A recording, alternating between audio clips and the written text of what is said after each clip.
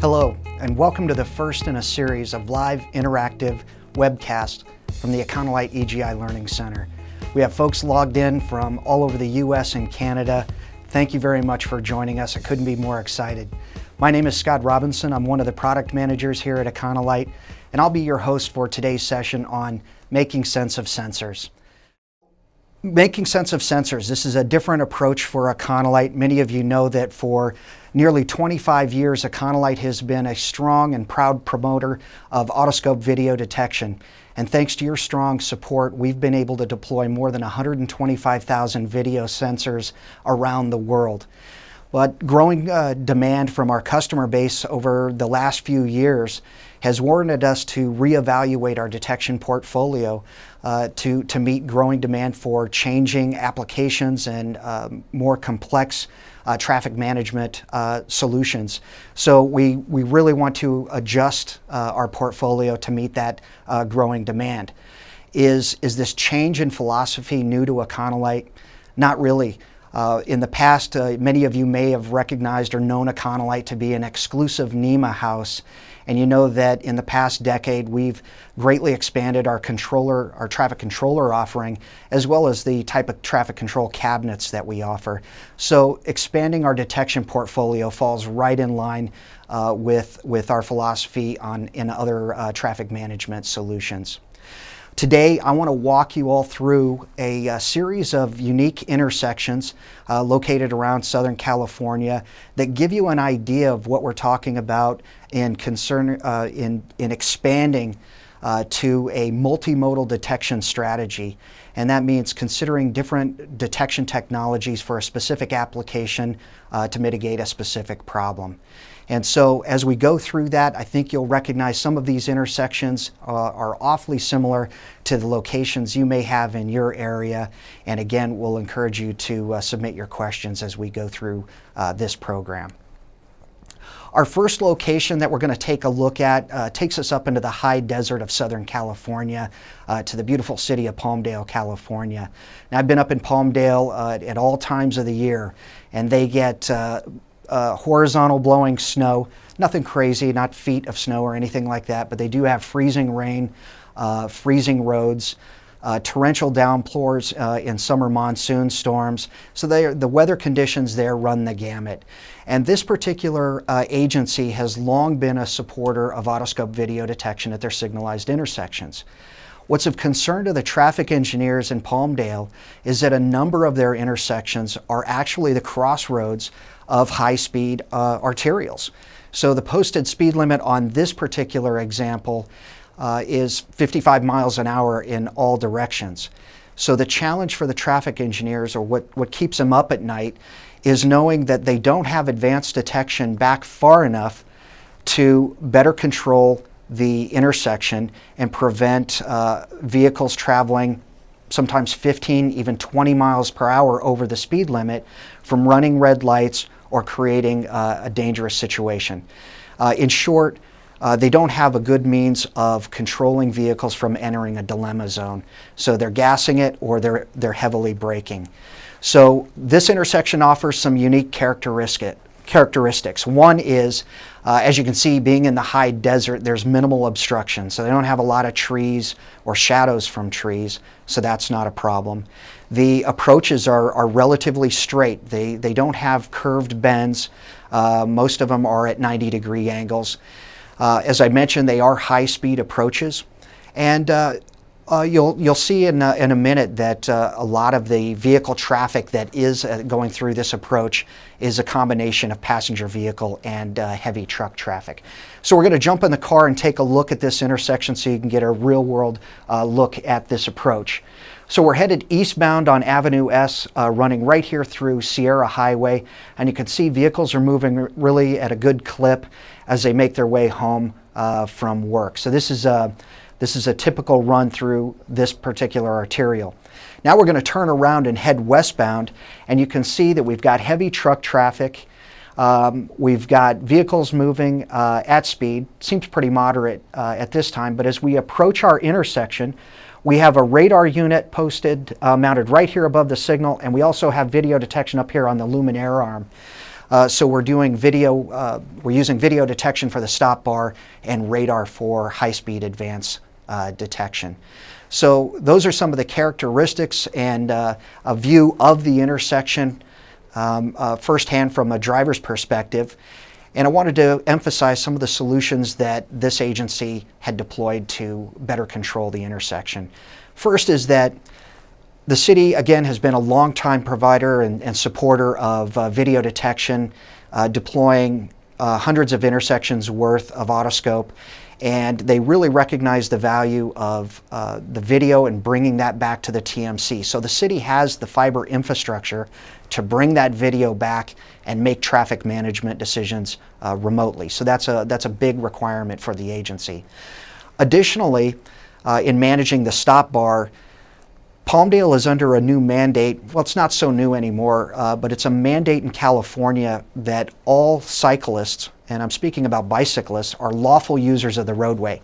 And that means no matter which lane the cyclist is traveling in, the agency needs to be able to identify that bicyclist, distinguish them from a car in the same lane, and place a call to the controller to give them more time to get through the intersection. So the city is using Autoscope Encore to satisfy a lot of their stop bar applications. This is our flagship video detection product with the integrated processor. It's powered by 3 wires only, which makes it great for easy installation, as well as deployments where a conduit may be congested and you have to daisy chain from sensor to sensor. This is a real powerful ITS multitasking solution. And the city has been able to leverage this along with our new release of 10.5.0 software to employ CycleScope, which permits the bicycle differentiation capabilities. I talked about the streaming video back to the TMC. That's also available through Encore. And of course, Autoscope Encore provides comprehensive traffic data collection. And this particular agency is recognizing the value in collecting comprehensive amounts of traffic data so that they could submit for funding, for federal funding and grants. It seems like the agencies that are providing more before and after data in deploying projects are getting the lion's share of federal funds. So a great multitasking solution for the city to take advantage of. Additionally, to the Encore product, they are deploying the AccuScan 1000 forward fire radar. Now this radar is simply mounted about 20 feet above the sidewalk on the signal pole. So it's not out on the signal mast arm or out on the luminaire arm, but just 20 feet up on the signal pole, and it has a range of about 1,000 feet. So on approaches like we've seen here in Palmdale, where speeds are in excess of 55 miles an hour, and the advanced detection zones are sometimes 400, 500, or even 600 feet behind the stop bar, this is an outstanding solution to achieve those detection objectives. AccuScan is also exceptional at detecting vehicles by lane and by vehicle. So that gives a traffic engineer the ability to optimize their traffic management plan even further. And one of the big benefits of forward fire radar over traditional inductive loops is that you save on all the cost of trenching back that 400 or 500 or 600 feet to place loops in the roadway. And again, once loops are in the roadway, they're really fixed and limit your ability to modify your detection strategy should driver behavior change in the future. So the AccuScan 1000, a nice complement to the agency's existing investment in their video detection for traffic management. So a great use of a multimodal strategy to satisfy and meet all their detection objectives. The next city we're going to move to is the city of Pasadena. Now the city of Pasadena has a couple of major arterials, freeway intersections. We have the 210 freeway and the 134 freeway. And freeway intersections happen all over the world. But what we take for granted is that where they intersect is often where arterial surface streets have to intersect. So this can create a real challenging intersection for a traffic engineer to resolve detection and satisfy detection objectives. So if we take a look at the characteristics of this Pasadena site, you'll see that they've got multi-level freeway freeways stacked on top of each other. It doesn't seem to make sense in California where it's earthquake country, but they're well built and they're stacked up on top of each other. And as arterial intersections cross in between, it represents a real challenge. Primarily because putting in-ground detection on these type of structures is often prohibited from the DOTs, because they don't want to see that the structural integrity of those bridge decks gets compromised in any way. So using above ground detection is often the best solution. You can see in this image, and we'll see in a minute, that there are very complex shadows created by these bridge decks, complex shadows and area of high contrast. So we're going to get back in the car, get our seat belts on, and take a look firsthand driving through this particular intersection. So here we are, we're headed eastbound, running through the first of two intersections that are at this stacked freeway infrastructure. We have an intersection here on the west side, and now as we pass through the intersection, we are driving right on a bridge deck. This is actually over the top of another freeway, and as we exit out underneath that overpass, we're at another intersection requiring detection. So it's a real challenge with complex shadows, dynamic lighting conditions, and the inability to put in any in-ground road structures or detection systems. Here we're making a right turn onto the frontage road, and you can see we've got 2 lanes and the need for bicycle differentiation. Now we're going to pass westbound back through that same intersection. We're going to make a left turn here, and as we make that left turn, heading westbound, again, we're going to go under the multiple deck structure and head through the first intersection where we're on ground here, so that's not a huge problem. But as we enter underneath the bridge deck on a cloudy day, even, you can see how dark the contrast is and how strong the shadows are. And as we exit out of here, the agency has an autoscope duo mounted right here on the signal mast arm to detect on that bridge deck and to detect our vehicle and give us a green light to make our way through the intersection. So a very complex and challenging intersection that perhaps one solution wouldn't satisfy. One solution the agency could consider is using the AccuScan 300. Now this is a small forward fire radar with a range of about 340 feet. It's the little brother, if you will, to the AccuScan 1000. This device can differentiate bikes, so it helps the agency be compliant with the state mandate to differentiate bikes and give them more time to get through the intersection. It also can do the stop bar detection, but more importantly, this solution is really cost effective. So depending upon your budget, this solution could satisfy and address the complex shadows, the dynamic lighting conditions, and do so in a real cost-effective manner. So this solution is something that would be on the table and one we might present to the agency for consideration. Pasadena, however, chose to use the Autoscope Duo hybrid video detection system. And it's a hybrid because it employs the best of 2 detection technologies, really 2 proven detection technologies, the first being the autoscope video detection portion, and then the forward fire radar. So the reason why the city chose this is because one, they have the infrastructure to bring video back to the TMC, so they wanted to leverage that.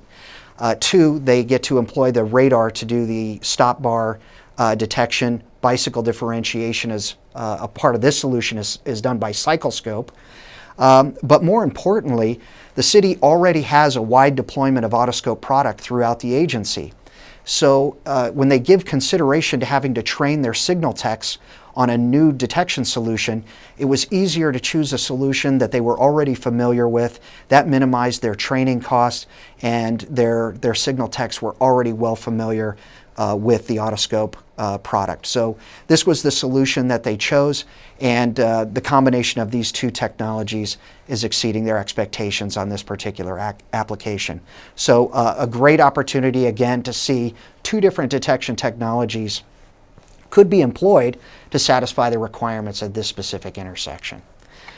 Our next intersection that we're going to go to is in Southern California as well. It's in the city of Santa Clarita. Santa Clarita is a bedroom community community located just a little bit north of LA proper. A lot of people commute from Santa Clarita into downtown LA and back in the afternoon. And this particular location is very complex, so I'll do my very best to explain it to you, and then we'll go to some overhead maps to better explain the challenges of this location. We have a mainline arterial that's paralleled with a set of railroad tracks, and on the other side of the railroad tracks is a frontage road. But there's one intersection that controls both the frontage road and the main arterial.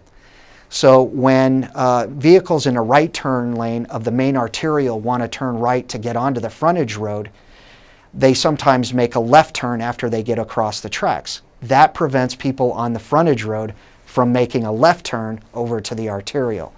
Let's take a look at this overhead, let's take a look at some of the characteristics rather of this site, and then we'll take a look at an overhead to better explain that. We have the railroad crossing, and that represents its own unique challenges. For those of you that have ever tried to ask the railroad companies for right-of-way to pull cable underneath the tracks, you know that the laughter is very intense. It's just not going to happen. So putting video or radar on the other side of the tracks controlled by a cabinet located on the main arterial on the opposite side of the tracks is a real challenge. In fact, it wasn't going to be a possibility. The agency also wanted to take into consideration dilemma zone and queue detection. So once the queue on the frontage road built up to a certain point, then they can enable the intersection to run a different type of timing and actuate some message signs, specifically a no right turn sign. So now we're going to take a look at an overhead shot of this particular location so that you can get a better understanding of what I'm talking about.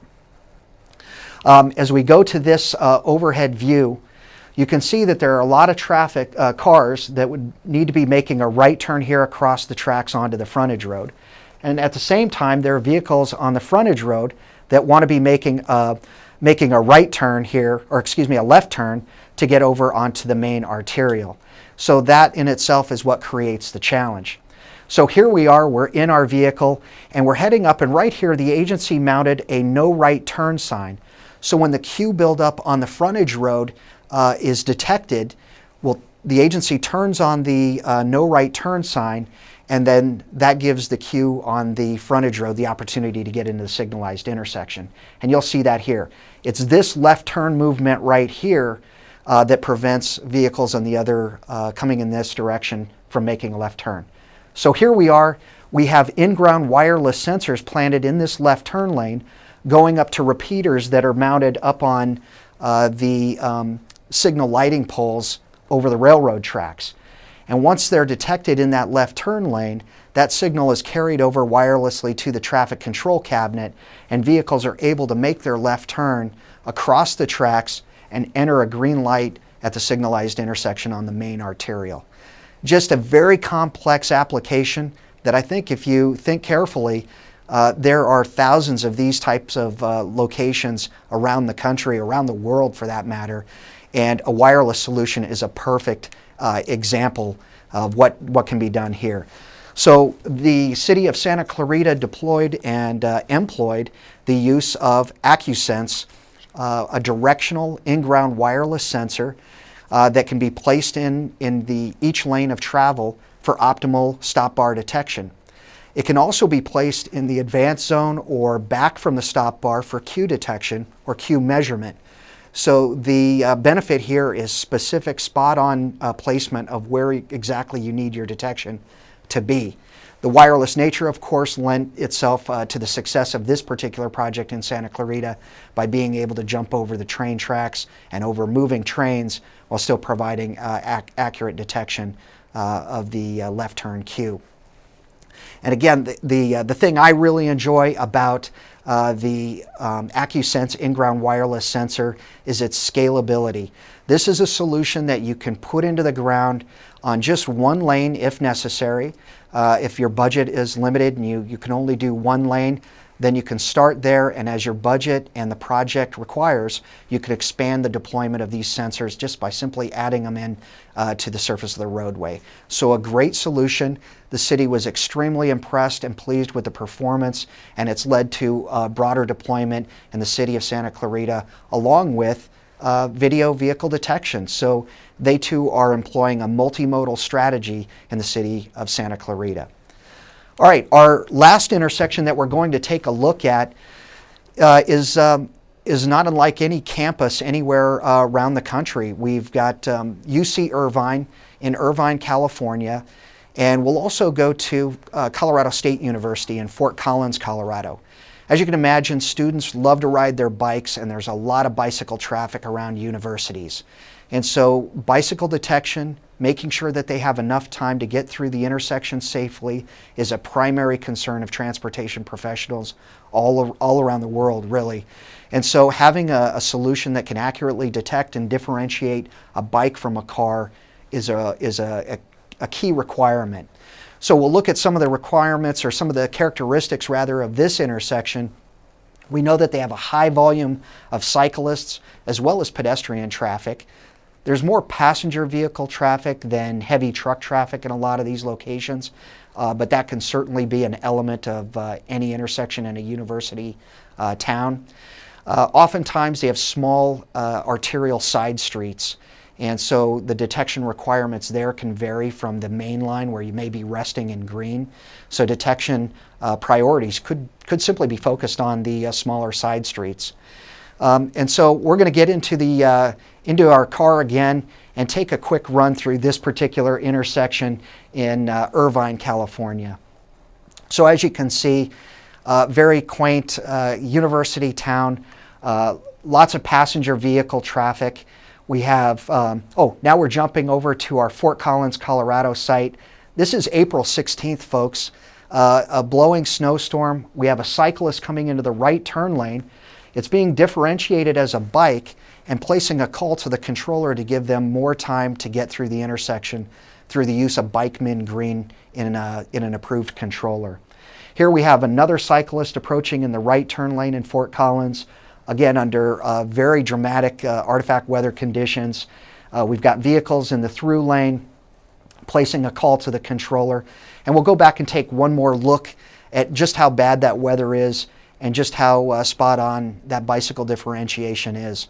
We're distinguishing that bike in that lane as a bicycle to enable that bike min green, give the cyclist a little bit more time to get through the intersection safely. So it's a great application, a great deployment, and a wonderful use of above ground video detection. City of Fort Collins has the infrastructure to bring video back to their TMC.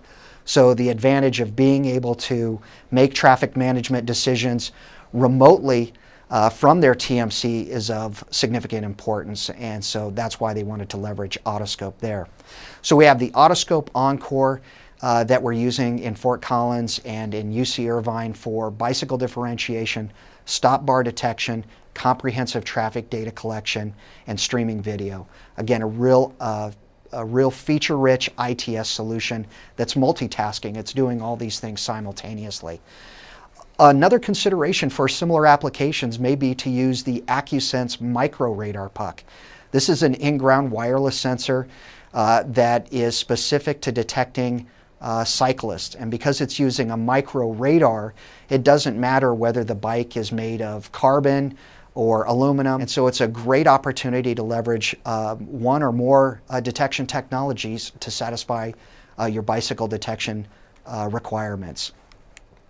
So we've taken a look at 4 real-world intersections where we've been able to consider not just one detection technology, but multiple detection technologies, and oftentimes found where we can combine the two for the most advanced ITS solution for optimal intersection control and ITS management of that intersection, with the overriding goal that we're improving rider safety at all these intersections.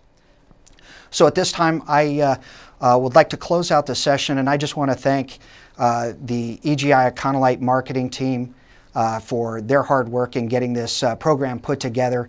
Outstanding job. I also want to thank the folks at Phase 3 for all their professionalism and support. And we look forward to seeing you in a future webcast from the EGI Learning Center program. Until next time, I'm Scott Robinson. Thank you very much for joining us. Have a great day.